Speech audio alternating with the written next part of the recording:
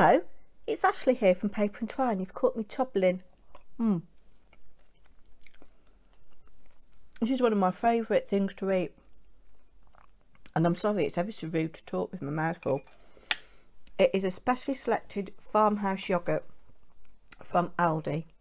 It is expensive. It is £2 a pot. And I have it over 2 or 3 breakfasts.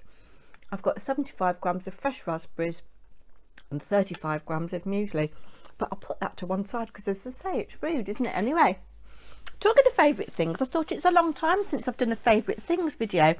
And as we're at the start of a new month, I thought I'd talk about what some of my favourite things in March have been. Do give Barry your order.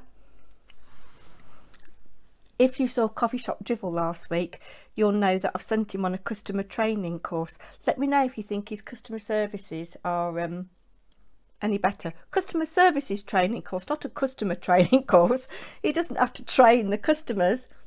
We want him to be better with the customers, his customer service. So let me know if you think he's doing any better. I've just got an Americano.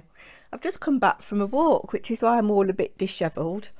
And I'll tell you about that in about a month's time. Yeah, there's something coming up in about a month, hopefully. Anyway, I thought I would come and tell you some of my favourite things about March. So, first of all, I am a little bit behind on reading. I haven't read very much at all this year, and it has taken me ages to read. I have had my eyes tested, but I'm finding it a struggle to read at night, which is when I really like to read. And this is the size type. I'm sorry, the sun has just come out. There is a cloud as well, so maybe the sun will go in a minute. But anyway, we'll battle on. Yeah, so I bought this in Bath last year, and as you can see, it's called A Chip Shop in Poznan. I don't know if I've pronounced that right. It's a town in Poland, and it's this guy who is called Ben Aitken. He's a journalist, I believe. And yeah, he works in a chip shop in this town after he's taught a bit of English as a second language. English as a foreign language. Yeah, do I mean that? Oh, dearie me, I'm all over the place today. Yes, but you can see I'm a good way through it. I've just got this left, probably about 100 pages. And I don't very often read non-fiction. I am a fiction kind of girl. But it is very funny in places. Yeah, it's very eye-opening about Poland, actually. Yeah, it's good. I can recommend it if you like non-fiction. He's got other books that he's written as well. This looks quite good. The Marmalade Diaries. Yeah, so that's what I've been reading, and it's taking an absolute age to read. Keeping with the kind of entertainment strand, TV. Now, I don't know whether I'm a bit kind of unusual for somebody my age. I don't watch TV anymore. I don't watch live TV. I don't turn a television on at 7 o'clock and think I've got to watch this. We don't actually own a television. I've got a TV licence, but we've got a projector. And we project everything onto a wall, and basically we stream all of our TV, so we do enjoy watching YouTube. I'll talk about some of my favourite YouTube channels in a minute that hubby and I like to watch together. But TV, oh, I am really enjoying the second series of Clarkson's Farm on, is it Amazon Prime? Yeah, really enjoying that. Whatever you think of Jeremy Clarkson, it is a well put together programme, and I do admire what he's trying to do on his farm, and kind of reintroduce things like rewilding into his local area, and all that kind of stuff. And yeah, I've only seen the first 2 episodes, but I have howled with laughter at both of them. And one of the guys that works for him, a young lad called Caleb, I think he's 23, 25, something like that, not much older. He's become a dad, and he's been working in agriculture since he was about 10, I think, if not longer. And he kind of ribs Jeremy Clarkson and teases him and, what are you doing that for, kind of thing. Yeah, so I do like it. And Jeremy Clarkson lives in the Cotswolds, not far from where my in-laws live now. So, you know, that's quite nice. On a similar vein, kind of sticking with real life rather than, you know, drama, I am loving David Attenborough's recent series, Wild Isles, is it? Again, I think we've seen 3 episodes, and the latest one was Grasslands. Lots of footage of hares, which I love. I absolutely love hares. And I don't know, I just really feel for him. What it must be like to be so, you know, bless him, he's in his mid to late 90s, isn't he? He's not going to be around forever, as much as we would love him to be national treasure. What it must be like for him, who has been giving these messages about the damage that we're doing to our environment and natural habitat. He's been talking about this since the 1950s, when he got into natural history broadcasting, because I believe he was a controller of BBC Two before he became a natural history presenter. Yeah, so for 70 years he has been giving this message. We need to stop what we're doing. We are harming our environment. We're harming, you know, flora, fauna. It's very sad. I really hope that he has a sense of optimism, that there are enough people who are turning things around. And it breaks my heart. What kind of planet are we leaving for our children and our grandchildren and our great grandchildren? And, you know, everybody makes, I don't know, excuses, don't they? Oh, well, if they're not doing it, I'm not doing it. I mean, I don't know whether this is true. I did half hear something that the government have said that they will impose unlimited fines on water companies that flush sewage into rivers and coastal areas. I really hope that I didn't mishear that, because, again, the damage that is doing, why? Again, when these companies are making millions of pounds of profit for shareholders, why are they not investing in clean water? Oh, anyway, yeah. So, I mean, the thing about Wild Isles, if you've not seen it, is the photography, the dedication and commitment of these camera people. You know, they will wait for 2-3 years to get the footage that they want to get. And really, we live in an absolute jewel of an island, or set of islands. We are the British Isles, aren't we? We're not just one island. Yeah, so if you haven't seen it, I can well recommend it. Again, on another kind of non-drama note, my husband and I, we're way behind. We do like Mortimer and Whitehouse, Bob Mortimer and Paul Whitehouse. They do a little half-hour series called Gone Fishing, and they go to various lakes, rivers. They have been sea fishing as well, again around the British Isles, and they've struck up a real friendship. I think they kind of got together. I don't know how long they've known each other, but they both had heart surgery a number of years ago, and that was a bond that kind of brought them together. And they were supposed to be eating heart healthy food, and Paul was teaching Bob how to fish. And again, you see some beautiful bits of countryside in Great Britain, so that's something that we like.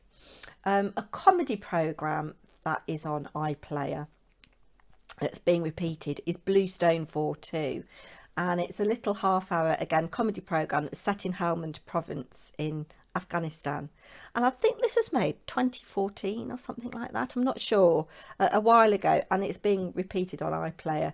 It is cracking. It kind of gives me MASH vibes, you know, the American comedy that was set in, was it Vietnam? I'm not sure. Yeah, so just about these soldiers living on a base, army base in Helmand Province, and it's specifically their bomb disposal. Yeah, so if you don't know that, that's an interesting little comedy program. Um, I don't know what channel it's on. It's an American series that we stream. It's called Young Sheldon, and it's a spin-off to The Big Bang Theory, which was a very popular comedy, which was about science geeks, and the main character was Sheldon. And this is like him growing up and his family, and yeah, I really do like that.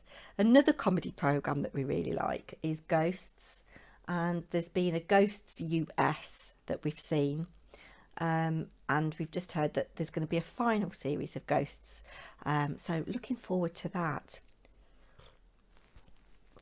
While I'm on entertainment, I'll just talk about some YouTube channels that I like. So we are great foodies, my husband and I. We love cooking, both of us. I've kind of, I don't know, encouraged him to cook. When I met him, he couldn't cook. He could throw a baked potato in a microwave. In fact, he didn't own a cooker and hob. All he had was a microwave. He'd just say, before I married you, I was slim and healthy. And yeah, I've introduced him to food and drink. Yeah, so yeah, we watch quite a few kind of foodie YouTube channels. I'll try and link them in the description box. One of them is Sorted Food, a group of guys. I think I've talked about them on my channel before. Yeah, and they do all kinds of food related videos. Sometimes they go on location. They've done a series in America. They do challenges in their kitchen, in their studio. One of the things that I think I might look into, they've got various apps. They've got like a meal packs app, and it kind of gives you a list of food for 3 midweek meals, and you're not supposed to, it's supposed to kind of cut down on your food waste. So yeah, I really like them. I mean, they're a massive channel, Sorted Food, and really nice, likable guys, you know. The other foodie one that we both like is Sam the Cooking Guy. He's Canadian, I believe, but lives in America. And yeah, the food that they get in America compared to what we can get, like, you know, the size of the shrimps and prawns and things. Yeah, and even things like tomatoes and onions and garlic. It's also much bigger than we've got in this country. So there's Sam the Cooking Guy. One that I love, and husband does as well, is, I think it's just called Alex. He's French. He's rather nice to look at. He's very easy on the eye. And he'll do a series. So he did one on making the perfect carbonara, and he went to somewhere in Italy where they make the best pasta, and you know, and yeah, so he'll devote a lot of time into things. I think he's currently doing a series on noodles, but yeah, I like his videos. Yeah. Somebody non-food related, although they do the odd cooking video, bigger than me but not in the league of you know, Alex and Sam the Cooking Guy and Sorted Food, who have all got over 1 million subscribers, is What Vivi Did Next. I think I've talked about her before. I'm really liking her videos. She's very enthusiastic about what she does. She's very similar in age to me. She's a bookworm, although I think her tastes are more non-fiction. She used to manage a bookshop in Kensington, I think she said. But also, interestingly for me, she used to be an actress. I was watching one of her old videos yesterday from about 3 years ago, but she's trying to be frugal, which is how I've come across her. She does live a very frugal life. She's very crafty. She does a lot of sewing. She makes lavender bags and rosemary bags with lavender and rosemary off her allotment. Yeah, so that's just a little bit about what I like watching. I can see that I've been on for ages. Now, oh yes, now I showed this in a recent video, this candle that I bought. It is called Lemon Tiramisu. Oh my God. I've lit it, as you can see. And I did try and do the swirly thing so it would burn easily, but Harry said it needs 3 or 4 wicks in it. It hasn't got enough wicks in it, but oh my God, it actually smells as good lit as it does when it's not lit. Because, you know, some candles, you light them and they're a little bit disappointing, aren't they? I got this from Home Sense. It was £9.99. And this will be a useful pot for something. I don't know what, but oh, I love it. I absolutely love it. I might like that when I've finished filming this. So that is my favourite candle. I did go and have a look to see if they've got any more, but they haven't.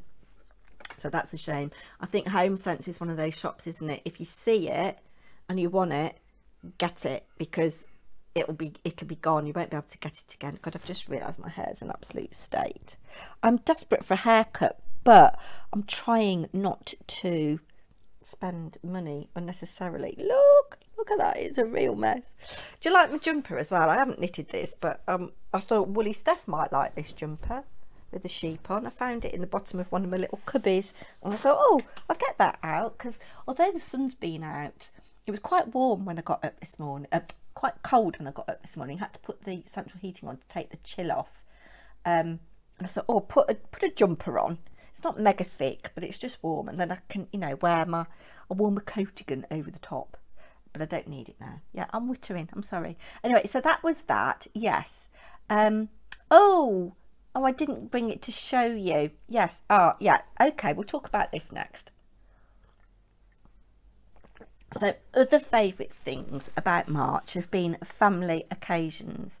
So my mother-in-law was 90 on the 21st of March, and we had a lovely meal in a even lovelier pub. I think it was called the Swan, in a village in the Cotswolds called Ascot under Witchwood. And I've just put a little footage of us singing Happy Birthday. Happy birthday.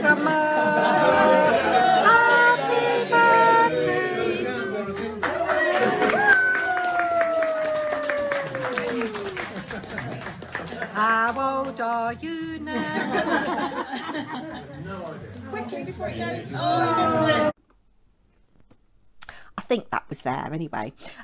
So yeah, mother-in-law was 90, and we managed to get her and my father-in-law there. And it's difficult finding function rooms that are on the ground floor, because both of my in-laws need wheelchair access.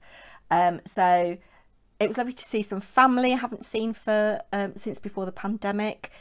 The girls came down from Leeds, which was lovely.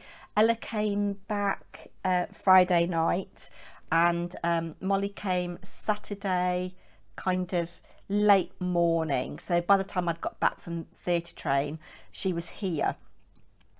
And bless her, she was only supposed to be, she was supposed to be going straight back to Leeds, because it had been her boyfriend's birthday on the Friday. So we weren't expecting her to stay overnight. We got back home from the pub about 7:30 in the evening here. And of course the clocks went forward that night.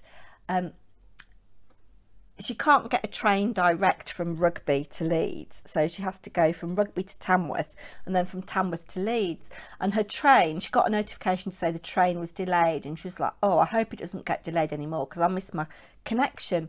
Anyway, she then got another notification to say that the train had been cancelled, and there wasn't another one. So my husband said, well, I'll drive you to Tamworth, you can get the train to Leeds from there. And she said, do you know what? She said, I'll just stay.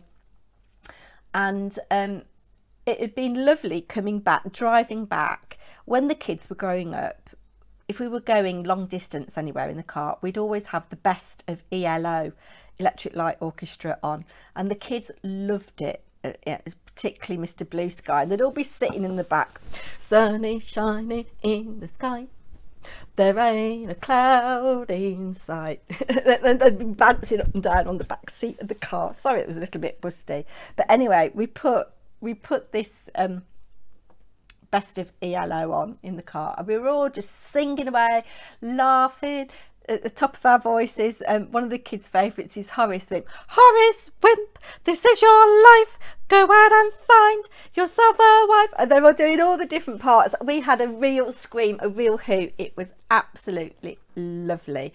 And it was even nicer that Molly stayed an extra night. What was also lovely that night is he's not in, so I can tell you. We met Harry's new girlfriend. Don't know how long they've been together. A little while. It's funny in the dating game these days. Like we'd just go out on dates. They don't. They get to know each other and then they go out on dates. It's very strange. I don't understand courtship in the 21st century. Anyway, we met his girlfriend and she's very lovely. Oh, and she brought me something else that is one of my favourites of the month. Bless her. She brought me a bunch of tulips. And I said, oh, did you know tulips are my favourite? I think Harry had told her.